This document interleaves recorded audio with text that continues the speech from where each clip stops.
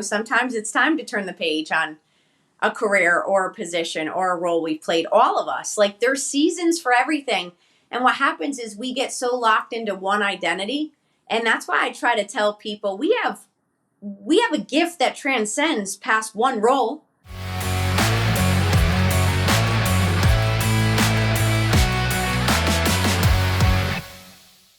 Hello and welcome to the Mindset and Self-Mastery Show. I'm your host, Nick McGowan, and today on the show, I have Coach Dar. Dar, how are you doing today? I'm doing awesome, Nick. Thanks for having me on. Absolutely. I'm glad that we finally actually get to be able to do this. So full transparency to everybody listening, we had a podcast episode scheduled almost like a year ago. And the whole point was to be for your book that was coming out. That book that those of you that are watching on YouTube, you can see in the background. And now your book's actually been out. So it sucked that we weren't able to do that episode before, but hey, here we are. Now we get to be able to do it. So, Dart, why don't you kick us off? Tell us what you do for a living and what's something that most people don't know about you that's maybe a little odd or bizarre. So I'm an occupational therapist. I work in professional sports. I'm the mental skills coach for a lot of 6'6" and above guys. No, I coach in all the leagues: NFL, NHL, NBA, MLS, MLB, all the leagues. I'm the mental skills coach for them. And I also help CEOs and executives gain their mental capital. So I am this funny 5'2" white female in professional sports. So, like, the funny part of this is people don't know when they're watching this, but we have this height difference with a lot of people I work with. But it's a lot of fun, and I'm grateful to have the opportunity. I've seen some of the pictures of you standing next to like Devin Booker or somebody like that. And Booker's not even huge He's compared 6'6". to like a Durant. Yeah. Yeah. Or somebody else where you're like, hey, how's it going up there? Oh, yeah. One of my other guys, he's 6'9", and the other one is 7'1", and I'm their armrest. Life's got to be different at 7 foot. Like I was really hopeful that I would get to the 6 foot mark. And then like halfway through high school, they were like, no, kid, you're not going to. Just stick to your arts. I'm like, okay. You know that song, I wish I was a baller. I wish I was taller. Yeah, a little bit taller. Yeah, I wish I was 5'9". I'm like, I would take 5'5", literally. But that's huge, full pun intended, that you've gotten into what you've done and what you're doing. Yeah. So you still need to tell us that thing that most people don't know about you that's odd or bizarre. So, like, the whole dichotomy of like where life goes. I coach right now in pro sports, but at one point, I'm from the East Coast, Connecticut, and I grew up listening to like R&B, old school hip hop, Frank Sinatra, and at one point I was running a country music record label in Nashville, Tennessee. And I didn't know a thing about country music, and we ran a recording studio and a record label, and I sit next to George Jones, and I'm like, George, I really don't know much about country. He's like, no, honey, you don't. And he's like, I go, but you're like the godfather of it. So if there's anyone I'm to learn from, it's from you. And he goes, we got a lot of work to do. He goes, but you know what? You need to go eat something first. He's like, you're a little too small. It's like, in his world, it's like, eat some fried food. Let's sit down. Let's share a meal. I was like, it's like being Italian. They want you to eat. He wants you to eat. But yeah, no, it was one of those times in my life. And ultimately, there is a parallel. I help people with their mindset. I'm a therapist by background that helps people.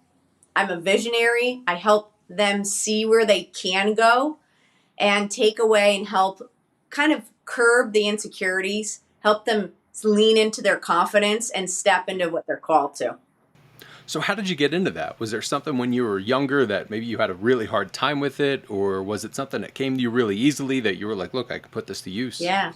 You know, when I look back, because with talking about the book, I've gotten this question before where since I was in 6th grade, I literally ran for student council. And it was really because, like, if I saw that we could affect change, I'm like, let's do it. I wanted to help people that maybe were afraid and didn't have a voice, have a voice. I'm for the underdog.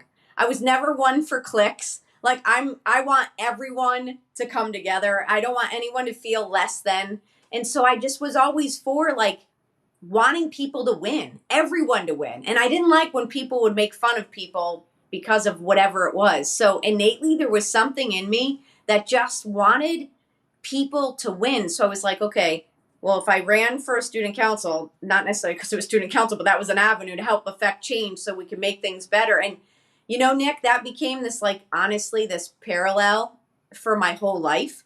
And I went on to be this type of therapist that I am that helps people. Occupational therapy helps people wherever they are in life. And I was in traumatic brain injury, helping people overcome the most extreme odds after having a severe car accident, brain injury. They were told they never walk again, talk again. And that was like my passion. I was like, we've got to help people. I ended up going back to school for business because along the way, I ended up having my own health struggles with a stroke, and it set me back a little bit, and I had to bounce back from that. But I was left with this blood clot that was left in my brain from a stroke. And the irony of this, Nick, is that I was told that I could die any day. And I was like, well, no, first of all, that's not supposed to happen. But let me flip this for a second and say, I was like, well, sugar, if I could die any day, then I want to go like fix the world. I want to affect change. And so that's when I started getting more into business, trying to fix healthcare. And then in 2008, I started my own practice and was literally speaking for free. Left a very lucrative career because I'm like, you lose fear when you're told you could die any day. And you're like, I just want to go help people. And that's what's grown my practice. I mean, obviously the skill set, I studied neuroscience, my background and all of that. I have this skill set for it, but my heart and my passion started to match that even more, where I was like, man, we gotta go help the world now. Like there's a sense of urgency on my side, and I just want people to win. Like I love the 30 for 30 stories. I love people. I love Rudy, the movie. Yeah. And everyone's got a chance. Like we all have this chance to win, like in whatever that is. We block ourselves. We literally block ourselves from sometimes getting there. So I try to remove those. I don't try to remove them. I try to give them the tools so they could remove them and go forward. What a great way to be able to put that too. I often think about, and my partner says this a lot, that people aren't actually broken. They're just blocked. No.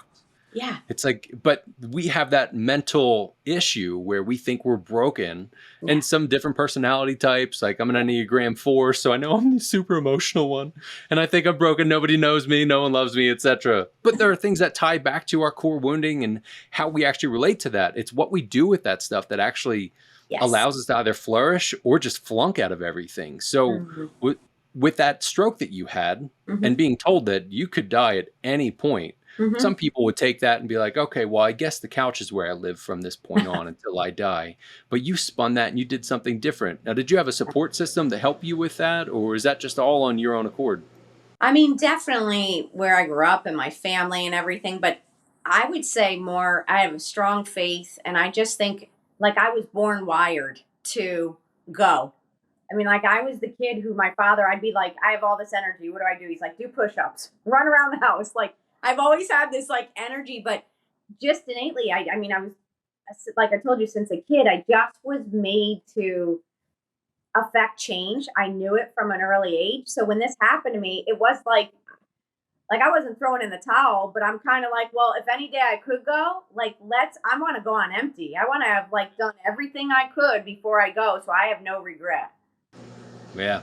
What a powerful thing. It sucks when something like that can happen to wake you up, but you kind of need that in certain ways. I wonder with a lot of people that have problems where they're like, look, I get that. I didn't have a stroke, so I didn't have that thing, and my life just kind of sucks. And what do I do with this? What do I do with that? It goes back to the blockage sort of thing. So if you take the normal run-of-the-mill person who has a job and they go to 9 to 5 and they have their wife and kids or whatever, that's a bit different than somebody who has to play ball every single night, have to be on. If not, they're going to get kicked off the 13-man roster or whatever it's going to look like. And they have a lot of stuff to deal with. Like something kind of timely right now, I saw what happened with Kevin Porter Jr. Last night or 2 nights ago. He's 2-3 years into the league in NBA and just had a domestic violence situation.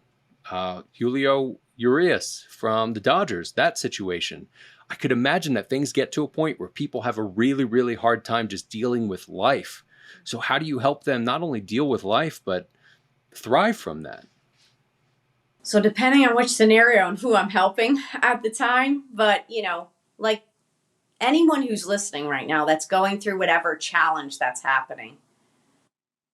One, if it's something that you didn't bring on, like it just happened, like I just said, some people, it's a car accident. It's, maybe a company downsized and they lost their position and something out of their control. Like there are things out of our circumstance that we cannot control. So I want to say to that person, things may feel like they're being taken away from you, but your gifts and your talents didn't go away. The scenario changed, but your gifts and talents did not change. Don't forget that, because that's where we start to go backwards and we're thinking, is there something wrong with me? Now, if there's certain things you could work on your skill set to change to get better, do it. It's like what we talk in the pros all the time. We fix things in real time. So fix them in real time. But if it's other things that just, hey, it's the circumstances of life, then kind of accept it, embrace the suck of it, handle it, deal with it, emotionally feel it, and then go forward from it. But no, your gifts and talents didn't get taken away from you. So when you remember that, you just go, okay, well, where else can I bring my talents and my gifts? Like, there's millions of businesses out there. Someone is going to need your service, whether you started on your own or you would join with someone else. Someone is. But here's the thing, they're not coming to your door. You've got to get up and show up and let people know you're looking, or you're, whatever's going on. So that's really important when I'm trying to get people to move from stuck to unstuck and that kind of scenario. And then, by the way, if it's something like you did something wrong, you've got to have extreme ownership. You've got to own it. And then it's not just, I'm sorry, it's a changed behavior. It's an absolute change in your behavior, in your patterns, to show that you've learned from it and you're moving on. And listen, people deserve second chances in this world. And we should have a little grace, and we can't always be judgmental. We don't always know what's happened in all the scenarios. We don't have all the facts often. So anyone who's messed up and they take extreme ownership and they're making the change, give them a little bit grace to see what they're doing and let them try to prove themselves on the comeback, because everyone has a comeback story. For those that continue to not make the change, well, sugar, that's on you, and we're not feeling sorry about that. Well, in that sort of sense, the people that want to make the changes, but they have trauma, how do you actually work with them from their traumatic experiences? Because that lives within their cells. There are triggers that'll come up, things that'll happen to them where it's an unconscious decision. They're back right in it, because trauma doesn't look at time and space. It just says, well, it's happening again right here and now. And how do you actually work with people through that? That's a loaded question, because there's so many types of therapy and treatments that one could do for trauma, and specialists that work specifically in certain areas of trauma, because there's different kinds of trauma and there's different kinds of treatments for trauma. So I would say, look at where your trauma, and then seek help to work on it. So when people don't work on their trauma and they just keep letting themselves get triggered, again, that's on you. And you can't then blame the world because you're not working on it. And I know sometimes we don't get dealt an easy hand. We don't ask for, obviously, stuff that happens in our childhood that might happen to us. And man, I feel so much for everyone that's gone through anything. But then there gets to be a point when we're old enough where we get to recognize we could either do something about this and move forward, or we could stay victim to it. Break the curse of it. Take it and use it for purpose. Let that adversity advance you. But you've got to do the work. And when you do the work, you're free of it, because then the triggers no longer trigger you. And if you're someone who constantly gets triggered and emotionally gets volatile, it's going to be hard for you to hold on to something consistently. It's hard to build trust. And if you think about when someone is a great leader, let's take a great general in battle, and they're looking ahead and they know adversity's coming. They have to get everyone locked in, loaded, and calm to go take the field of battle, right? Now put that in the workplace. If that's to save someone's life in the workplace, we don't come in and we're set off, going crazy as a leader.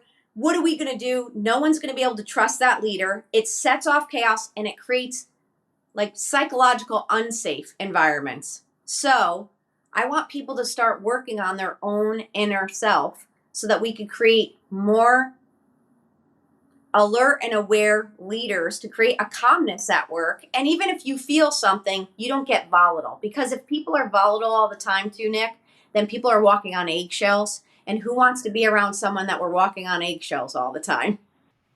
Nobody. And I know personally, I've dealt with that from childhood, and I have that come up at times. I've dealt with that in different partnerships, business, relationships, all of that. And the calmness is a big thing. Like I recently had a conversation where it was like, I know that I need to stress a lot less and not be as tense, but those triggers that come up that I'm actively working through, those can still come through, and you can still hold them off and go, look, it doesn't need to be this way. But I think of even quarterbacks. Some of the best quarterbacks in the world are the calmest ones. And you kind of want to just like, how are you so calm right now? But it's Tom a muscle, Brady? because I work with quarterbacks, and it's emotional neutrality. We work on emotional neutrality. They're that literally 300-pound man is coming at them at lightning speed while they have to stay calm and assess it, knowing it's like a car accident coming and hitting them. And they have to stay calm and take the hit and make the play. I mean, it's so much about that. But if they could do that, and by the way, they've gone through trauma in their life too, but it is a practice, gift, and talent and muscle that we all can get. It's just, are we willing to do it? And by the way, it's okay. It's not that triggers are never going to come up in your life. It's just that they become less frequent, so you have more control. Yeah, what a beautiful thing. Now, by the time this episode comes out, it's probably going to be sometime in the beginning of the year. But right now, as we're recording it, football season just started. And as you were talking about that, I thought of Geno Smith having Aaron Donald run at him. And he was literally caught on mic going, oh my God, and throwing the ball away. And everybody, like Sports Center and everything's like, dude, we feel you. We get that. Like, that's the 300 plus man coming at you wants to tear your head off. It is not an easy position. And I mean, football in general is not easy. Sports is not easy, but there's certain positions. Hockey, you're getting hammered. Football, you're getting constantly. Yeah. Especially hockey players. They're just like, all right, well, I broke a leg. My arm's hanging off. Put me back in. Let's put tape on it. And they're totally good. I love them. They're so gritty. So I know that we don't have much time left with you because you're super busy and you've got a lot going on. Is there a story that you can tell us, and you can omit names if you need to, any stories that really tie into what we're talking about, that you've seen a transformation with one of the players or athletes that you've worked with?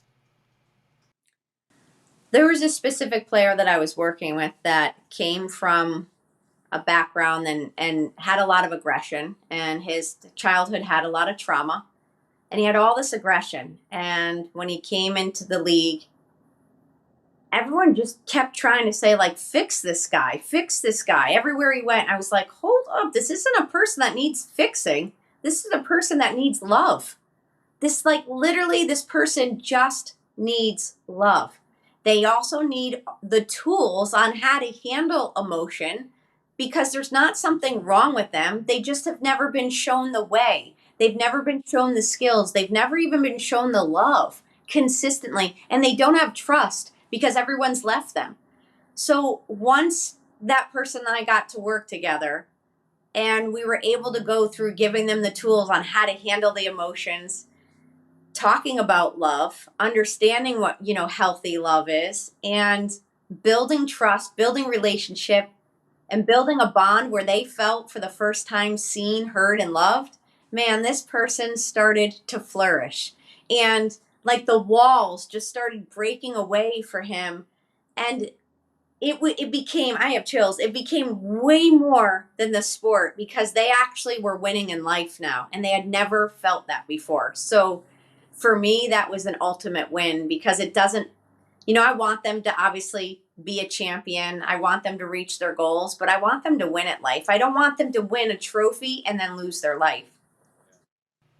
That's got to be tough. I'm sure there are a lot of people that do that. Like once they reach that pinnacle and they're like, all right, well, I got the championship. Yeah.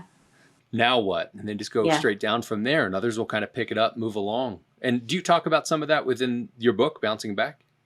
I do. I talk about transitions. I talk about turning the page when it's time. Sometimes it's time to turn the page on a career or a position or a role we've played. All of us, like, there's seasons for everything.